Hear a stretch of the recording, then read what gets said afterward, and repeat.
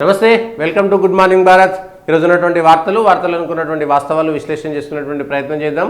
దయచేసి political వాయిస్ను like చేయండి, subscribe చేయండి, షేర్ చేయండి, కామెంట్ చేయండి. ఈరోజు ఉన్నటువంటి ముఖ్యమైనటువంటి వార్తలు.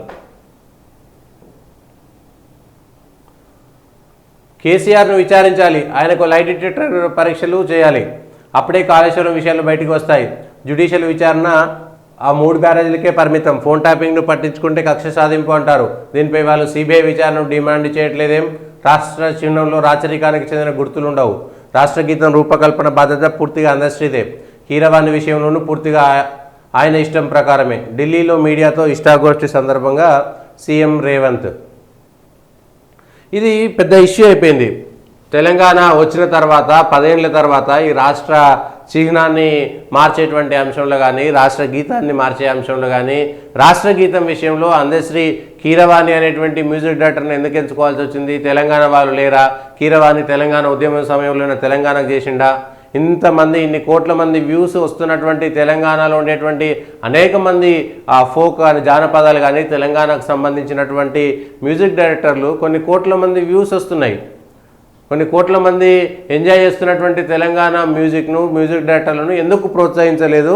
ఆంధ్ర ప్రాంతానికి సంబంధించినటువంటి కీరవాణి హైదరాబాద్లో ఉండవచ్చు, ఆయనకు ఆస్కార్ రావచ్చు, కానీ తెలంగాణకు సంబంధించినటువంటి వ్యక్తులు లేరా అనేటువంటిది ఒకటి వచ్చింది. అదే ఇప్పుడు మళ్ళా 2 క్వశ్చన్స్ ఏమొస్తున్నాయంటే, అందశ్రీ రాసినటువంటి దానిపైనే, అందశ్రీ రాసినటువంటి జయ జయ హే తెలంగాణ జననీ జయకేతనం, ముక్కోటి గొంతుకల్లో ఒక్కటైన చేతనం అనేటువంటి దాంట్లో ఆయన రాసిన దానిపైనే ఒరిజినల్ ఏంటి అనేటువంటి దానిపైన ఇప్పుడు ఒక పెద్ద చర్చ సోషల్ మీడియాలో జరుగుతున్నది.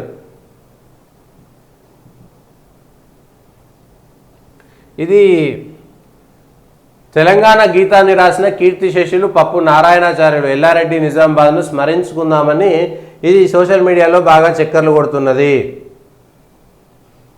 అందశ్రీ రాసినటువంటి గీతము జయ జయ హే తెలంగాణ.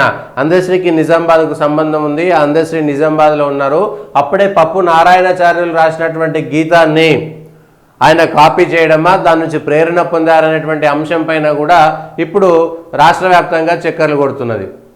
అయితే నిజమెంత అబద్ధం ఎంత, దీనిపైన అందశ్రీ చేయాలి.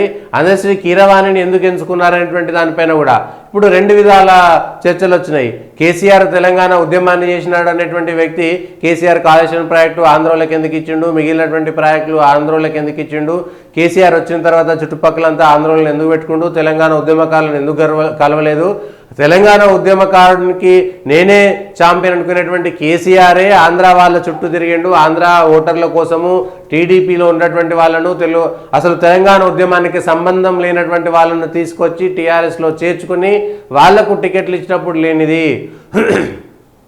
ఎందుకు ఈ విషయంలో కొంత విమర్శ చేస్తున్నారు అనేటువంటి దానిపైన కూడా బాగా చర్చ జరుగుతుంది.